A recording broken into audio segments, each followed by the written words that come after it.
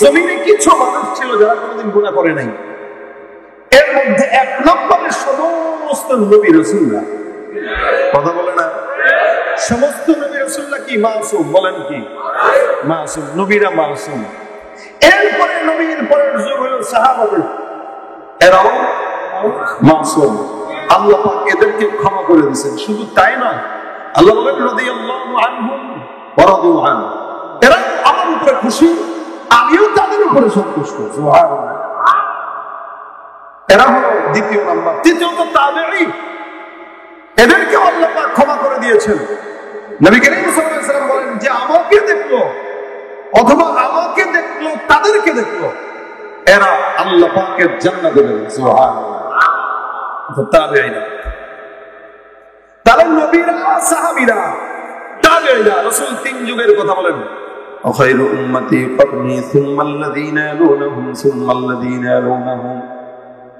আমার নবী বলেন সবচেয়ে উত্তম জামানা আমি নবীর জামানা, তারপরে জামানা, এর পরের জামানা, এরা উত্তম। এরপর থেকে যত মানুষ আসবে সবাই গুনাহগার, সবাই গুনাহগার। বর্তমান সময়ে কিছু ভাইরা আছে বুঝে না বুঝে সাহাবা ইকরামদের সমালোচনা করে, সাহাবা ইকরামদের ভুল ধরতে যায়। অথচ নবী বলেন আসহাবী কান্নুজুম, আমার একজন সাহাবী আসমানের তারকার সমান। যেই সাহাবী আমি নবীকে একবার দেখলো, নামাজ পড়ে নাই, জিন্দেগিতে রোজা রাখে নাই, যাকাত দেয় নাই, হজ করে নাই, একটা আমল করতে পারে নাই, আমার ইমান এনেছে, আমার সাথে জিহাদের ময়দানে শাহাদাত বরণ করেছে, ওই সাহাবীকেও যদি কোনো বান্দা মানে তো সে আল্লাহর জান্নাতের রাস্তা সোজা পেয়ে যাবে। সেও রাসূলের একজন সাহাবী। আল্লাহ নবী বলেন এটাও আসহাবে কান্নুজুম। আপনি যদি আবু হুরায়রাকে মানেন তো আপনি সঠিক পথ পেয়ে যাবেন, আপনি যদি ওমরকে মানেন তো সঠিক পথ পেয়ে যাবেন, আবু ওসমানকে মানেন সঠিক পথ পেয়ে যাবেন, আলীকে মানেন সঠিক পথ পেয়ে যাবেন। এমন করে আব্দুল্লাহ থেকে আব্দুল্লাহ সাহাবী, তাকেও যদি মানেন তো জান্নাতের রাস্তা আপনার জন্য সহজ হয়ে যাবে। আসহাবী কান্নুজুম, এরা নিষ্পাপ, এরা নিষ্পাপ। সুতরাং যারা এদের ভুল ধরতে যায় ওদের ইমানের ভিতরে ভুল ঢুকে যায়। কিছু কিছু মানুষ আছে মুআবিয়াকে দোষারোপ করতে চায়। মিয়া জানেন মুআবিয়া কোন পক্ষের সাহাবী? যদিও মানুষ ভুল ধরতে যায়, কিন্তু দেখেন হযরত খলিফা ওমর ইবনে আব্দুল আজিজ উনি একজন শাসক ছিলেন। তো খলিফা ওমর ইবনে আব্দুল আজিজের শাসনকালে, বুঝেন তো, শাসনকালে এমন ইনসাফ ছিল, বাঘ আর হরিণ এক জায়গা থেকে পানি পান করত। সুবহানাল্লাহ। বাঘ আর হরিণ এক জায়গা থেকে পানি পান করত, কেউ কাউকে আক্রমণ করত না। এটা হলো ইনসাফ, এটা ছিল ইনসাফ। ওমর ইবনে আব্দুল আজিজের ব্যাপারে আব্দুল্লাহ ইবনে মুবারক রাহমাতুল্লাহ আলাইহির কাছে ওমর এক সাকরাত প্রশ্ন করতেছেন যে হুজুর, মুআবিয়ার ব্যাপারে তো অনেক মানুষ অনেক কথা বলে যে মুআবিয়া রাদিয়াল্লাহু তাআলা এই করছেন সেই করছেন। খলিফা ওমর ইবনে আব্দুল আজিজ সে তো অনেক বড় শাসক ছিলেন। তো খলিফা ওমর ইবনে আব্দুল আজিজের সম্মান বেশি না হযরত মুআবিয়ার সম্মান বেশি? এটা একজন কি করছে বলেন? প্রশ্ন করছে আব্দুল্লাহ ইবনে উমর রাহমাতুল্লাহ। আব্দুল্লাহ ইবনে উমর রাহমাতুল্লাহ আলাইহি বলেন, এটা কার ব্যাপারে প্রশ্ন করো জানো? তুমি মুআবিয়ার ব্যাপারে প্রশ্ন করতেছো। মুআবিয়া দাবি না ওমর ইবনে আব্দুল আজিজ দাবি? শুনো, মুআবিয়া যে নবী করিম সাল্লাল্লাহু আলাইহি ওয়াসাল্লামের সঙ্গে যুদ্ধের ময়দানে গিয়েছেন, মুআবিয়ার যুদ্ধের ময়দানে যে ঘোড়া ব্যবহার হয়েছে, ওই ঘোড়ার পায়ের খুরের যে বালু আছে, ওই ধুলাবালির কোনার সামনে আব্দুল্লাহ ইবনে মুবারক বলতেছি ওমর ইবনে আব্দুল আজিজের সম্মান হবে না। জানো, মুআবিয়া রাদিয়াল্লাহু তাআলা সরাসরি নবীকে দেখে জান্নাতি হয়েছে। ওমর ইবনে আব্দুল আজিজ নবীকে দেখেন নাই। শুধুমাত্র নবীর নিসবতের কারণে মুআবিয়ার সম্মান এত যে আল্লাহ তার ব্যাপারে বলেছেন রাদিয়াল্লাহু আনহুম ওয়া রাদু আন, এও আমার উপরে খুশি, আমি আল্লাহ তার উপরে খুশি। সুবহানাল্লাহ। এক একজন সাহাবী, এজন্য আল্লাহ নবী বলেন এরা জান্নাতি। এরপরে তাবেঈরা, এরাও জান্নাতি, এরাও জান্নাতি।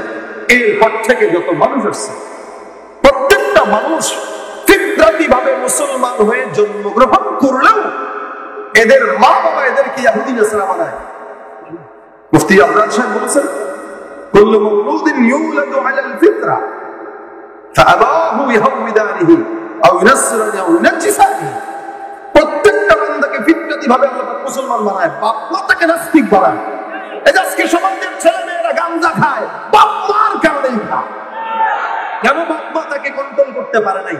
কোনদিন লক্ষ্য করলে যে আমার সন্তান রাত 12টা পর্যন্ত কার সঙ্গে মিশে, আমার সন্তান পড়ালেখার নামে ডেটিং এ কার সঙ্গে রেস্টুরেন্টে যায় বসে, এটা খোঁজ দেয় নাই বাবা।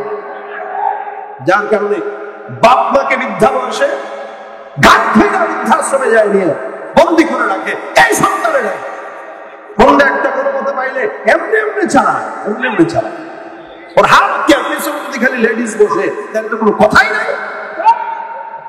এই হাত এবং তোমার তো এখন কিশোর গ্যাং বের হয়েছে, কিশোর গ্যাং। আপনারা জানেন এটা? কিশোর গ্যাং 14, 15, 16 বছরের ছেলেরা একসঙ্গে মিলে গ্যাং শুরু করছে। যত এলাকায় আকাম কুকাম আছে এরা করতেছে, বাপ মার কোনো খবরই নাই। এই বাপ মা কিয়ামতের ময়দানে নিচে থাকবে, সন্তান পাড়া দিয়া দিয়া জাহান্নামে। মনে রাখবেন, সন্তান জন্ম দিলেই হয় না, এটাকে লালন পালন করার যোগ্যতা থাকা লাগে।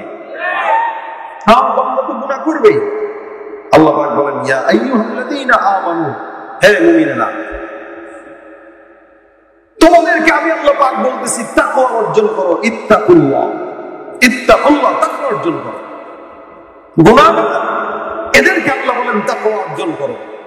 আমরা যদিও আমাদের বাপদাদা 14 গোষ্ঠীদেরকে অনেক সময় গালি দিই যে ইসলাম বুঝে নাই, ওরা কোরআন বুঝে নাই, ওরা সুন্নাত বুঝে নাই। মনে রাখবেন, আমাদের বাপদাদা, আমাদের সালফে সালেহিনরা, আমাদের ইমামেরা কোরআন হাদিস যতটুকু বুঝছে জান্নাতের পথে চলে তারপরে কবরে গেছে। আর আমরা কোরআন হাদিস যতটুকু বুঝছি এটার মর্ম বুঝেও নাই, আমাদের জান্নাত আমরা রেডি রাখতে পারি নাই। আমরা খালি ভুল করতে পারি। কিন্তু আল্লাহ পাক কি বলে জানেন? আল্লাহ পাক বলেন, ওয়াস-সাবিকুন আস-সাবিকুন উলাইকাল মুকাররাবুন ফি জান্নাতিন নাঈম সুল্লাতুন মিনাল আউওয়ালিন ওয়া কালিলুম মিনাল আখিরিন। আল্লাহ পাকের কথা কার কথা? জবান খুলে কয় না, আওয়াজ দিয়ে বলেন। কথাটা বলেছেন কে? আমার আল্লাহ সত্য বলে না মিথ্যা বলে? আল্লাহ পাক ডাক দিয়ে বলেন, ওয়াস-সাবিকুন আস-সাবিকুন। মনে রাখবেন, যারা সাবিকিনরা চলে গেছে অতীতে, আল্লাহ পাক রব্বুল আলামিন বলেন আমাদের সালফে সালিহিন সমস্ত বান্দারা, ইমানদার বান্দারা অতীতে যারা চলে গেছে, উলাইকাল মুকাররাবুন, ওই সমস্ত বান্দারা আল্লাহর বেশি নিকটবর্তী, যারা নিজেদেরকে ন্যায়ের পথে পরিচালিত করেছে, প্রতিযোগিতামূলক নিজেদেরকে পরিচালনা করত। এদের ভিতরে ঈমান আসলে এত খাঁটি ছিল, এরা ইসলাম যতটুকু বুঝছে ততটুকুই মানার চেষ্টা করেছে, ঠিক কিনা? আপনি অতীতের দিকে তাকাবেন, বর্তমানে কিছু মানুষরা আছে অতীতের মানুষদেরকে গালি দেয়। হাদিসে নবী বলেন, শেষ জামানার মানুষরা পূর্ববর্তীদেরকে গালি দিবে। বর্তমান জামানায় এই অবস্থা চলে আসছে, যার কারণে বাপ-দাদাদেরকে গালি দেয়। কিন্তু আল্লাহর কসম করে বললেও আর সবনা। মনে রাখবেন, আপনি আপনার বাবার দিকে তাকান, আপনার চাইতে আপনার বাবা কোটি গুণে বেশি ইমানদার ছিল, ঠিক কিনা? আপনি 5 ওয়াক্ত নামাজ ঠিক মতো না পড়তে পারলে আপনার বাবা এখনো পর্যন্ত পড়ে, ঠিক কিনা? এ মুসলমান, আমরা আমাদের অতীতে দেখেছি, দাদাদেরকে দেখেছি, দাদিদেরকে দেখেছি, প্রত্যেকদিন সকালবেলা ফজরের নামাজের পর কোরআন তেলাওয়াত না করে কোনদিন উঠানে আমাদের দাদিরা ঝাড়ি দিত না। আপনার আমার বাবারাও কোনদিন দোকানপাট খুলতো না। মাগরিবের নামাজের পরে নামাজের পরে সূরা ওয়াকিয়া না পড়ে অন্য কোনো কাজে যেত না। আমরা আমাদের বাবা মাদেরকে এরকম দেখেছি। আমি আমার বাবার কথা যদি বলি, আপনি আপনার বাবার চিন্তা করেন। আমি আমার বোঝ হওয়ার পর থেকে আমার বাবাকে দেখেছি, আমার বাবার কোরআন তেলাওয়াতের আওয়াজে আমি সবসময় দেখতাম, এখনো পর্যন্ত দেখি। বাবার বয়স 70-এর উপরে হয়ে গেছে, এখনো পর্যন্ত এরকম হালতে দেখি। আগেও দেখেছি, বোঝ হওয়ার পর থেকে এখনো পর্যন্ত দেখি। ফজরের নামাজের পর, মাগরিবের নামাজের পর 2 বেলা আমার বাবা কোরআন তেলাওয়াত করত। এমনকি প্রত্যেকদিন সকালবেলা আমার বাবার কোরআন তেলাওয়াতের আওয়াজে আমাদের ঘুম ভাঙতো। আর বর্তমান জামানার বাচ্চাদের ঘুম ভাঙে মা বাবার মোবাইলের, ইউটিউবার, ফেসবুকের আওয়াজে। এই হলো বর্তমানের হাল। এরপর আল্লাহ কাফিরদেরকে গালি দিয়ে আল্লাহ বলেন والسابقون السابقون أولئك المقربون في جنات النعيم ثلة من الأولين وقليل من الآخرين যদিও আগের কাল জামানার মানুষদেরকে গালি দেয় কিন্তু আল্লাহর কসম আল্লাহ বলেন হে মুসলমান নবীর উম্মত জামানা যত নবীর নিকটবর্তী মানুষগুলো তত জান্নাতের নিকটবর্তী আর জামানা যত নবীর থেকে দূরবর্তী মানুষগুলো তত জান্নাত থেকে দূরবর্তী কথাটা বুঝেন নাই মনে হয় আল্লাহ পাক বলেন এই মুসলমান খুব বুঝবেন রাসূল করিম বিদায় হয়ে গেছে 1450 বছর হয়ে গেল গত 10 বছর আগে যে সন্তান জন্মগ্রহণ করেছে আজকে যে সন্তান জন্মগ্রহণ করলো আজকের সন্তান থেকে 10 বছর আগের সন্তান রাসূলের 10 বছর থেকে নিকটবর্তী রাসূলের জামানার 10 বছর আগে নিকটবর্তী আজকের সন্তানটা আগামীকালের সন্তান থেকে একদিন হলো রাসূলের নিকটবর্তী সুতরাং আল্লাহ বলেন যে বান্দার যত নবীর নিকটবর্তী ওই বান্দা তত আল্লাহর নিকটবর্তী হয়ে যায় সুবহানাল্লাহ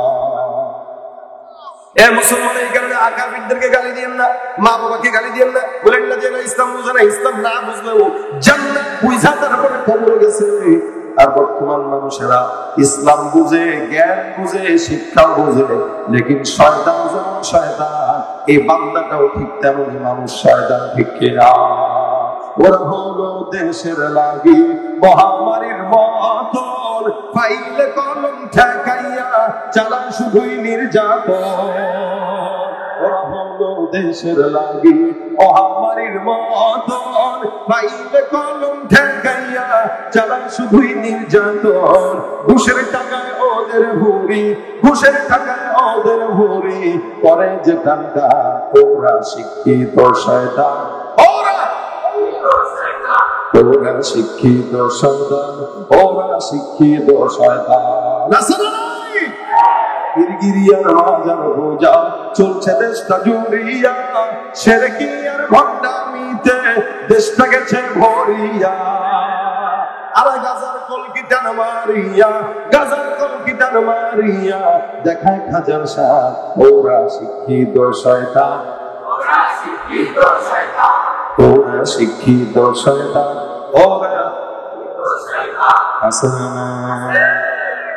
শিক্ষার মানের দিকে ভাইরে দেখো না চোখ মেলিয়া ছাত্ররা সব বই ছাড়িয়া থাকে শুধু প্রেম লইয়া আবার অস্ত্র সে তো সঙ্গের সাথী অস্ত্র সে তো সঙ্গের সাথী হইতে মাস্তান ওরা শিক্ষিত শয়তান ওরা শিক্ষিত শয়তান ওরা শিক্ষিত শয়তান ওরা শিক্ষিত শয়তান ঠিক না বেঠি ভাইরা আমার এই কারণে আল্লাহ পাক রব্বুল আলামিন বলেন ইয়া আইয়ুহাল্লাযীনা আমানু হে ঈমানদার আল্লাহ পাক যদিও আমরা গুনাহগার এরপর আমাদেরকে ডাক দিলেন কি নাম বলে বলেন তো ঈমানদার বলে প্রত্যেকটা মানুষদেরকে আল্লাহ পাক রব্বুল আলামিন ঈমানদার বলে ডাক দিয়েছেন যদিও আমরা ঘুষ খাই ঠিক কিনা এই সমাজে সুদের কারবারি আছে না নাই ঘুষের কারবারি আছে না নাই এমন এমন লোকরা সেবার নামে আমাদের সমাজের গরিবদেরকে সুদ দেয় সুদের টাকা শোধ করতে না পারলে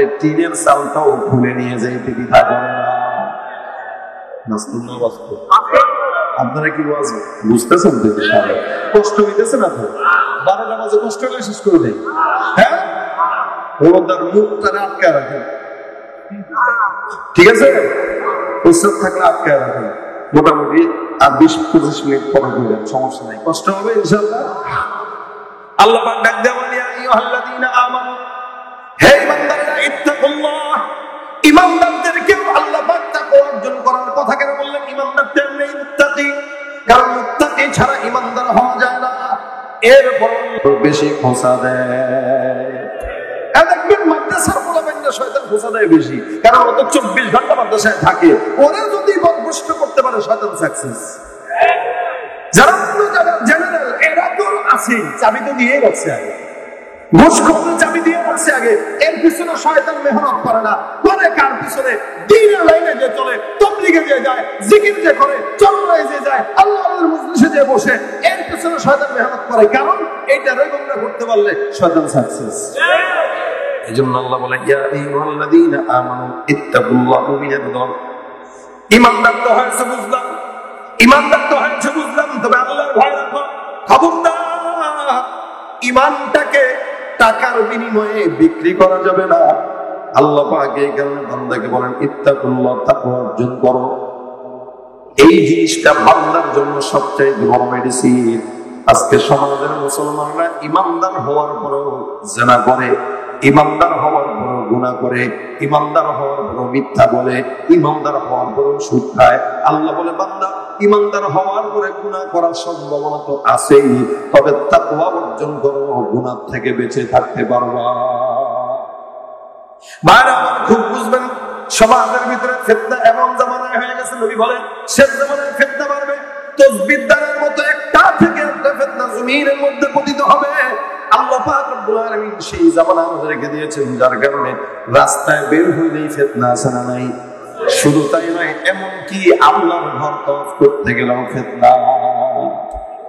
মোবাইলটা নিয়ে বাস কাবা ঘরের সামনে সেলফি দিলা, ভাই দোয়া করেন আল্লাহ ঘরে আসছি, আল্লাহ যেন ভালো মতো উমরা পালন করার সুযোগ দেয়। আল্লাহর কাছে দোয়া না চায়, ফেসবুকে জনগণের কাছে দোয়া চায়। বলেন ঠিক কিনা? ওখানে ইবাদত করতে যাওয়ার পরেও ফিতনা, হারাম শরীফে যাওয়াও ফিতনা। কই যাবেন? ঘরের মধ্যে রাসূল কারণে বলেন শেষ জামানায় অবস্থা এমন হবে, সকালবেলা কেউ কাফের থাকবে, বিকালবেলা ঈমানদার।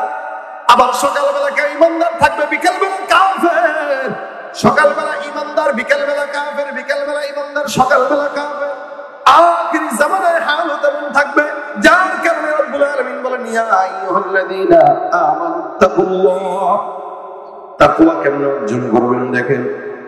আবু বকর সিদ্দিক রাদিয়াল্লাহু তাআলা আনহুর নাম শুনছেন তো? কথা কয় না? আরে না ঘুমায়। বলেন ইসলামের কয় নাম্বার খলিফা? হ্যাঁ, 2 নাম্বার, 1 নাম্বার। 1 নাম্বার খলিফা। রাসূলের সম্পর্কে কি ছিলেন? বলেন বলেন। শ্বশুর ছিলেন, শ্বশুর আব্বা, যদিও বন্ধু ছিলেন প্রথমে, পরে শ্বশুর হয়েছে। এটা আল্লাহ পাকের ইচ্ছা হয়েছে। আল্লাহ পাক চাইছেন যে আয়েশাকে আল্লাহ রাসূল বিয়ে করুন। আল্লাহ নিজে কাজী হয়ে, নিজে ঘটক হয়ে রাসূলের সাথে আম্মাজান আয়েশার বিয়ে দিয়ে দিলেন। সুবহানাল্লাহ। সিদ্দিক আকবর তাকওয়া কেমন ছিল দেখেন। আবু বকর সিদ্দিকের একজন গোলাম ছিল। এই গোলামটা হঠাৎ করে একদিন সিদ্দিক আকবর আবু বকরের সামনে কিছু খাবার নিয়ে এসে ডাক দিয়ে বলেন হুজুর নেন। প্রতিনিয়ত আবু বকরকে এই গোলামটা খাবার খাওয়াই দেন। স্বাভাবিকভাবে আপনি যদি আমার সবসময় খাবার খাওয়ান, আমি তো জিজ্ঞাসা করবো না ভাই কই পেয়েছেন, সবসময় আপনাদের খাওয়ানো। গোলামটা খাওয়াইলো, খাওয়ানোর পরে গোলাম আবু বকরকে ডাক দিয়ে বলতেছে হুজুর জানেন আজকের খাবার কোত্থেকে আসছে? আবু বকর কয় কোত্থেকে আসছে? কয়টা পিছনে কাহিনী আছে, মজার কাহিনী। আবু বকর বলে বলো। গোলাম বলতেছে আমি জাহিলি যুগে যখন মুমিন হই নাই, তখন একটা লোকরে আমার রাস্তায় দেখা হয়েছে। আমার বলতেছে ভাই কোনো গণক আছে গণক? আমি বলছিলাম কেন? আমার একটু গণনা করা দরকার। আমি কোনো গণককে চিনি না, কিন্তু আমি লোকরে বলছি ভাই আপনি আমার চিনেন না? লোকটা বলে না তো, তোমার তো চিনি না। মক্কার মধ্যে আমি তো সবচেয়ে বড় লোক। লোকটা আমার ভাই তাহলে তো আল্লাহ আমার ভালো জায়গায় পাঠাইছে, আমার হাতটা একটু গণনা করে দেখেন তো। আমি তার হাতটা ধরে গেছি, ভালো কিছু আছে দেখবেন। টিয়া পাখি নিয়ে রাস্তার মোড়ে মোড়ে বসে ভাই ভাগ্য গণনা করেন। এই শালা তো শয়তান, এ যদি নিজে জানতো তাহলে নিজের ভাগ্যটা দেখে আসতে পারলো না। রাস্তার কিনারে বসে বসে হকারগিরি করে খাওয়া লাগে, নিজের ভাগ্য নিজে দেখতে পারে না, আরেকজনটা দেখেছে। কত বড় বাটপা, কত বড় শয়তান, অথচ ভবিষ্যৎ জানেন কে? আল্লাহ পাক। গোলাম ডাক দিয়ে আমি তাহলে বলছিলাম ভাই আমি গণক, অথচ আমি গণক ছিলামই না। আমি তার হাত দেখে আদলে করছি, আল্লাহ মেহেরবান গাদা বললাম, আল্লাহ দয়া করছে। আমি তারা যেটা বলছি ওটা হয়ে গেছে আর কি। এখন সে আমার কাছে ভাই তোমার একটা জম্পেশ খাবার দেবো। মনে করেন আপনি বলছেন ভাই তুই যদি আমার এটা করতে পারস, সুপনগর বাজারে যায় চুই ঝাল দিয়ে গোস্ত 5 প্লেট তোর জন্য বরাদ্দ। কি বলেন ঠিক না? কিসের দোকান? আব্বাস। চুই ঝাল আমি খাই না, তোমার আজকে আমার আয়না সব দূর করে ফেলেছে। ফজিলত বর্ণনা করে শরীরের বলে ব্যথা দূর হয়, খাওয়ার পরে দিয়ে ব্যথা পাচ্ছে। আচ্ছা দেখেন এখন এই বাচ্চারা গণগিরি করছে, পারছে, আল্লাহ মেহেরবান, গাধা পালোয়ান, মানে দয়া করছে আল্লাহ, এখানে পালোয়ান হয়ে গেছে। এখন এই যে তোমার জন্য খাবার আছে, হুজুর ওই খাবারটা বাকি ছিল, আজকে এই খাবারটা দিয়ে গেছে, এটা হলো ওই দিনের বাটপাড়ির খাওয়া। এমন করছে আবু বকর সিদ্দিক খুশি হয়ে যাবে, আপনি তো বাটপাড়ি করেও খাইতে পারছেন। কিন্তু আবু বকর সিদ্দিক দেখে তো ইন্না লিল্লাহি ওয়া ইন্না ইলাইহি রাজিউন। আচ্ছা দেখেন, যদিও সিদ্দিক আকবর আবু বকরের জন্য এটা হাদিয়া, কারণ সে তো এটা তারা খাওয়াইছে, এটা তো কামাই করছে ওই গোলাম। আবু বকর তো কোনো দোষ না, সিদ্দিক আকবর আবু বকর পাইছে হাদিয়া, খাইলে খাইতেই পারতো, উনি চাইলে কিন্তু এটা খাইতেই পারতেন, এটা তার জন্য কোনো সমস্যা না, জায়েজ না জায়েজের কোনো মাসালা না। কিন্তু ইমানদার কখনো জায়েজ না জায়েজ খুঁজে না, ইমানদার খুঁজে তাকওয়া। দেখেন, আপনি বলবেন ভাই শার্ট প্যান্ট টাই পরলে সমস্যা কি, আমি বলবো সমস্যা নাই, কিন্তু তাকওয়ার পোশাক না। আল্লাহ বলেছেন লিবাসুত তাকওয়া যালিকা খায়র, আপনি তো পড়তেই পারেন, কিন্তু টুপি পাগড়ি পরলে আপনি সিগারেট ধরাইতে পারবেন না, প্যান্ট শার্ট টাই পরলে আকামও করতে পারবেন। এই জন্য যেই পোশাক পরলে গুনাহ থেকে বাঁচা যায় ওটা তাকওয়ার পোশাক, এইটা ছাড়া সব পোশাক হলো গুনাহের পোশাক। এই জন্য ইমানদার কখনো জায়েজ না জায়েজ খুঁজে না, খুঁজে কি বলেন, কি খুঁজবেন? আবু বকর তাকওয়া খুঁজছেন। যার কারণে আবু বকর বলেন, সাথে সাথে আঙ্গুলটা গলার মধ্যে দিয়ে বমি করে ফেলে দিলেন, ডাক দিয়ে বলেন আল্লাহু আকবার, আমার মাওলা বড় পবিত্র, আমি এই জিনিসটা গিলতেও পারি নাই, তুমি আমাকে জানায় দিলা, আমি বমি করে সব ফেলে দিলাম, আলহামদুলিল্লাহ, আমি আবু বকরের পেটে একটা দানাও হারাম যায় না। সুবহানাল্লাহ। এটা হলো তাকওয়া। আল্লাহ পাকের তাকওয়া অর্জন করলে কোনো বান্দা গুনাহ করতে পারে না। আল্লাহ পাকের তাকওয়া অর্জন করলে কোনো বান্দা নামাজ ছাড়তে পারে না। তাকওয়া যার দিলের মধ্যে থাকবে হারাম খাইতে পারে না। তাকওয়া যার দিলের ভিতরে থাকবে সুদ খাইতে পারে না। তাকওয়া যার দিলের ভিতরে থাকবে নামাজ ছাড়তে পারবে না। যারা বলেন ঠিক কি না? সমাজের ভিতরে এমন বান্দারা আছে যারা সপ্তাহে একটা দিনও মসজিদে যায় না, শুক্রবার দিন যাও যায়, সবার পরে যায়, মানুষের কাজ ডেঙে ডেঙে সামনের কাতারে নিজের বাপদাদার জায়গার মতো বসা যায়। সারা সপ্তাহ আমাদের খবর নেই, সারা সপ্তাহ দৌড়াবে না, মসজিদে শুক্রবারে যাবে, হপ্তার সময় যাবে, আপনার পায়ে এখানে পাটা এখানে দিয়ে দিয়ে ঢাঙা ঢাঙা, ও মনে হয় বাপে জায়গা দিছে, ওই যায় নামাজ বিছা রাখছে, এখানে আর কেউ বসতে পারবে না, এসে যায় বসে। তারপর অনেকে তো আছে চেয়ার বিছায় তার ঘরে বসে, চেয়ার ছাড়া সে নামাজই পড়ে না। সে মসজিদে আসে চেয়ার বেড়া, তো সারাদিন ডাং ডাং করে ঘুরে বেড়ায়, ফুটবল খেলে বেড়ায়, হাডুডু খেলে বেড়ায়, মসজিদে আসলে অহংকার করে দাঁড়ায় নামাজ পড়ে না, বসে চেয়ারে নামাজ পড়ে। আমার এই সমস্ত মানুষদেরকে দেখলে মনে হচ্ছে খালি ঠেঙের মধ্যে ডান্ডা দিয়ে পাই নাই। সে দাঁড়াইতেছে কার সামনে? কথা কয় না, কার সামনে? আল্লাহর সামনে দাঁড়া, কোনো বেটাগিরি চলতে পারে না। মালিকের সামনে দাঁড়াইছে তো গোলামের মতো সাজদা দাও। কিসের এখানে চেয়ার? তুমি ল্যাংড়া হইলে তো তোমার দাঁড়ায় খোলা উচিত। হ্যাঁ, তোমার যদি দুই পা না থাকে তখন তুমি বসে বলো। সারাদিন উল্টাপাল্টা কাজ করে শেষে এসে মসজিদে যায়। এটা তাকওয়া নয়। তাকওয়া যদি হয়, মনে রাখবে রাসূল বলেন আনতা আবুদাল্লাহা কাআন্নাকা তারা।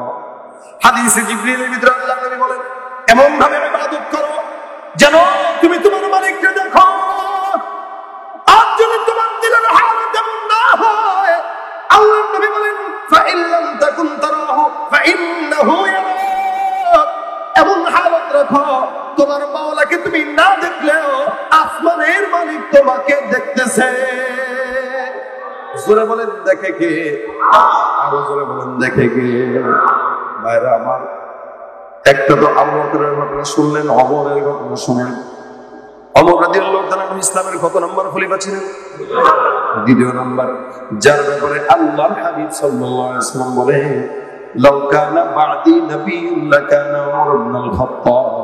আমার পরে যদি কোন নবী রব্বুল আলামিন দুনিয়াতে পাঠাইতেন, আমার পরের নবীটাই হইতো আমার সাহাবী হযরত ওমর।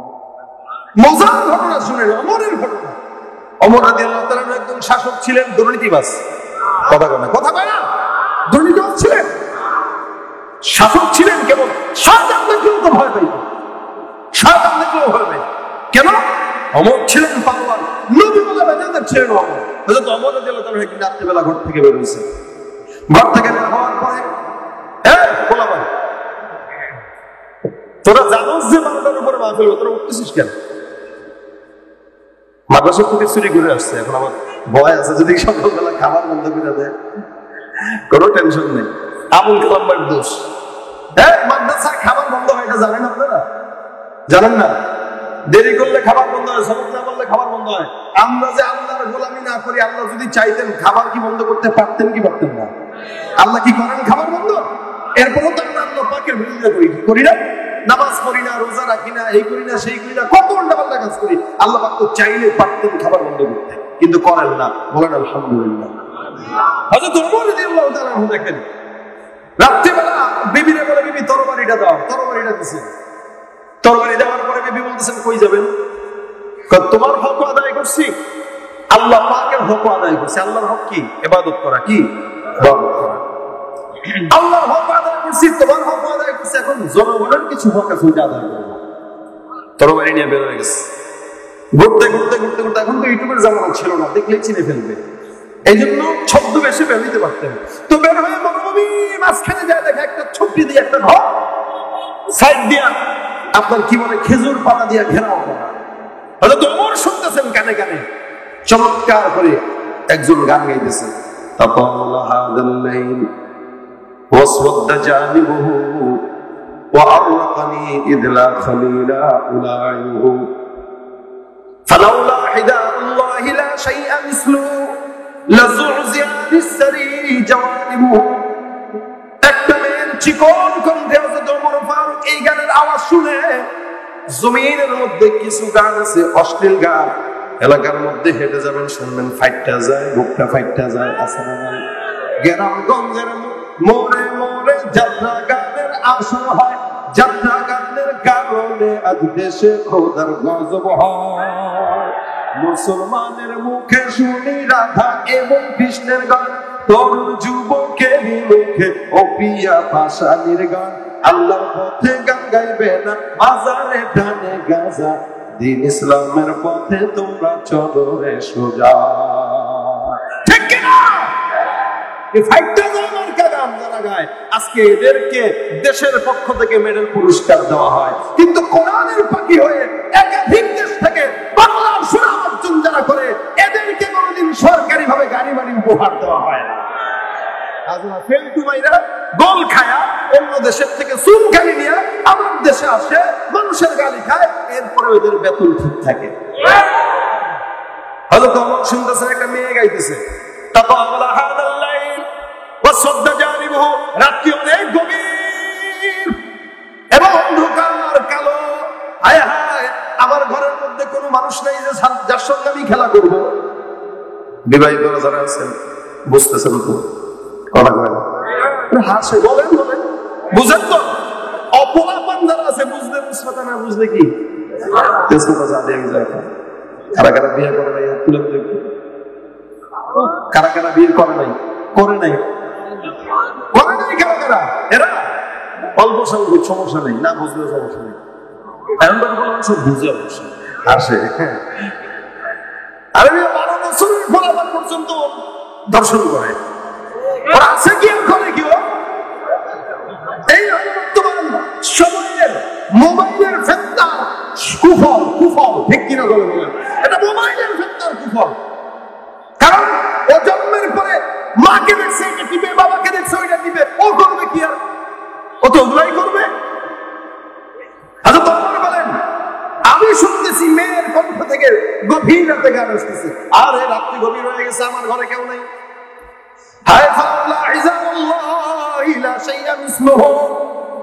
মালিকের ভয় যদি না থাকতো, তাহলে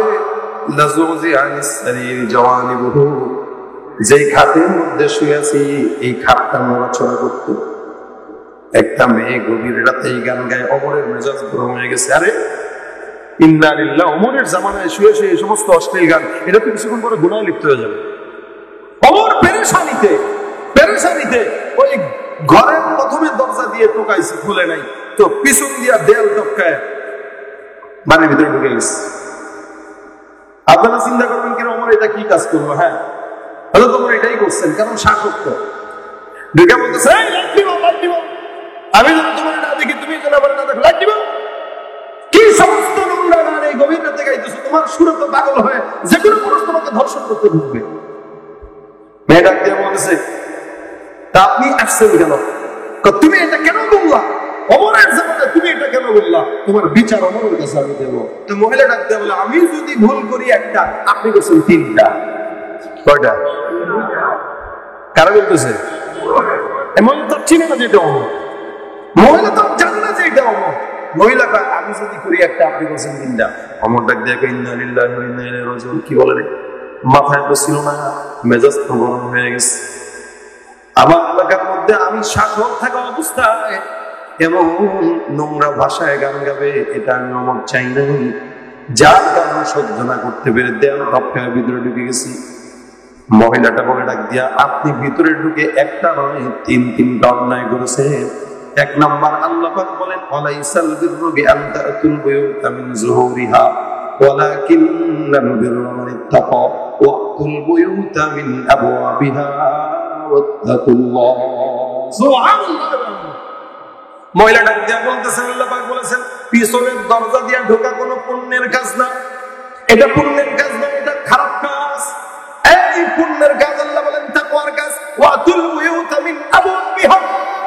তোমরা যখন কারো ঘরে ঢুকবা, দরজা দিয়া ঢুকো, পিছন দিয়া চোরের মতো ঢুকো না। আপনি কে আমি আপনাকে চিনি না, কিন্তু আপনি আমার ঘরের পিছন দিয়ে ঢুকে আল্লাহর কোরআনের আইন অমান্য করেছেন। বলেন সুবহানাল্লাহ। হযরত ওমর ডাক দিয়া বলে, মালিক, আমি অমন ভুল করে ফেলছি, আল্লাহ তুমি আমারে মাফ করে দাও। এ মহিলা, মালিক তুমি আমাকে তাড়াতাড়ি বলো, আমি 2 নাম্বার ভুল কি করছি, মালিকের কাছে ক্ষমা চাওয়া লাগবে। মহিলা ডাক দিয়া বলতেছেন, 2 নাম্বার ভুল আপনি করেছেন। আপনি যখন আমার ঘরে ঢুকলেন, আল্লাহ পাক রব্বুল আলামিন ডাক দিয়া বলতেছেন, ইয়া আইয়ুহাল্লাযীনা আমানু লা তাদখুলু বুয়ুতান গায়রা বুয়ুতিকুম হাত্তা তাস্তানিসু ওয়া তুসাল্লিমু আলা আহলিহা। তোমরা যখন কেউ কারো ঘরের মধ্যে ঢুকবা, তোমরা তখন কেমন ভাবে ঢুকবা? সালাম দিয়ে ঢুকো, অনুমতি নিয়ে ঢুকো। ঢুকার আগে তার সঙ্গে গপসপ করো, পরিচিত হও, তারপরে ঢুকে যাও। খবরদার হুট করে কোন মানুষের ঘরে ঢুকবা না। আপনি আমার ঘরে হুট করে ঢুকে আল্লাহর এই আয়াতের বিরুদ্ধাচার করেছেন। সুতরাং খবরদার, আপনি আপনার অন্যায়ের জন্য আগে আল্লাহর কাছে মাফ চান। ওমর বলে, মালিক, আমার 2 নাম্বার অপরাধের জন্য আমি আপনার কাছে ক্ষমা চাই। হে বোন, তুমি এখন বলো আমি 3 নাম্বার অপরাধ কি করলাম? মেয়েটা ডাক দিয়া বলতেছে, আল্লাহ পাক বলেছেন, ইয়া আইয়ুহাল্লাযীনা আমানু ইজতানিবু কাসীরাম মিনাল-যান্নি ইন্না বা'দায-যান্নি ইসমুন ওয়া লা তাজাসসু। আল্লাহ পাক প্রত্যেকটা ঈমানদারকে বলেছেন, তোমরা ধারণা থেকে বেঁচে থাকো, কারণ অধিকাংশ ধারণা বান্দার জন্য অপরাধ। অধিকাংশ ধারণা বান্দাকে জাহান্নামের রাস্তায় নেয়। নাউযুবিল্লাহ। মনে করছেন রাত্রিবেলা কোনো একটা বান্দা উঠলো, আপনার কাছে মনে হইলো চোর, কিন্তু না না, এই বান্দাটা চুরি করতে নয়, তাহাজ্জুদের নামাজ আদায় করতে উঠেছে। আপনাকে দেখলে মনে হবে অমুক বান্দা এমন, তমুক বান্দা এমন। আল্লাহ বলেছেন, খবরদার খবরদার, কারো কথা শুনেই কারো ব্যাপারে খারাপ মন্তব্য করা যাবে। আমরা তো সমাজে এটা করি বেশি। আর চেহারা দেখে লোকটারে মনে হইতেছে এরকম। আরে ভাই, কিন্তু চিনেন নাকি তারে? আপনি জানেন নাকি তাকে? মানুষকে কতটুকু খারাপ জায়গায় নিয়ে যায় দেখেন। আল্লাহ পাক রব্বুল আলামিনের এই 3টা আয়াতের কথা শুনে বেচারার অন্তর কাঁপতে কাঁপতে ওমর শেষ। ওমরকে আমি মাফ চাই ভাই আল্লাহর কাছে, তোমার কাছে, আমার মাথায় এটা ছিল না। এখন তুমি বলো, তুমি কেন এই গান গাইতেছো? নোংরা গান, এটা রাত্রে গভীরে তুমি গাইতেছো, এটা কেন গাইতেছো? মহিলা ডাক দিয়ে বলে, আমার মনের ভিতরে দুঃখর কথা কার কাছে বলবো? অমরের খেলা আমার চলে। আমি আমার স্বামীকে বিয়ে করেছি, 1 বছরের বেশি হয়ে গেল। আমি আমার স্বামীকে বিয়ের পরে একটা রাত্রের জন্য কাছে পাই নাই। স্বামীটা আমি বিয়ে করার পরে হযরত ওমর রাদিয়াল্লাহু তাআলা চিঠি লেখা আমার স্বামীকে যুদ্ধের ময়দানে প্রেরণ করে দিয়েছে। 1 দিন, 2 দিন, 3 দিন, 4 দিন, 5 দিন যায়। আমার স্বামী 4 মাস যাবত যুদ্ধের ময়দানে ওমরের হয়ে লড়াই করতেছে দ্বীনের জন্য। আমার মনের ভিতরে দুঃখ নাই, কারণ আমার দিলটা আমি আল্লাহর কাছে বলি, আল্লাহ, দ্বীনের জন্য আমার স্বামীকে লড়াইয়ের ময়দানে পাঠাইলাম। আমার কোনো দুঃখ নাই। আমার স্বামী 4 মাস পরে যখন ঘরের মধ্যে আসলো, আবার ওমর রাদিয়াল্লাহু তাআলা চিঠি পাঠায় আমার স্বামীকে যুদ্ধের ময়দানে পাঠাই দিয়েছে। 4 মাসের পরে আরো 4 মাস অতিবাহিত হয়, আমার স্বামী আসে না। আমার দুঃখ দূর হয় না। আমার স্বামী ছাড়া আমাকে দেখার মতো আর কেউ নাই। 4 মাস কেমন দেখতে দেখতে অতিবাহিত হয়। আবার যখন আমার স্বামী আমার ঘরে আবার আসলো, একটা রাত অতিবাহিত হয় নাই। এ মুসলমান বুঝেন একটা নারীর কতটা কষ্ট। হযরত ওমর আবার চিঠি দিয়ে আমার স্বামীকে 4 মাস হয়ে গেল পাঠায় দিয়েছে। সাহাবায়ে কেরামদের অবস্থা ছিল এমন, আমিরের দাঁত করতে, আমির যদি বলতেন জিহাদের জন্য প্রস্তুত হওয়া, প্রস্তুত হয়ে যেতেন। আমির যদি বলতেন আগুনের মধ্যে ঝাঁপ দাও, ঝাঁপ দিয়ে দিতে। আমার স্বামী ওমরের ফরমান রক্ষা করার জন্য আবারও 4 মাসের জন্য আল্লাহর রাস্তায় জিহাদ করতে চলে গেছে। আমি একটা নারী, আমার স্বামী ছেড়ে এতগুলো দিন এখানে একা বাজার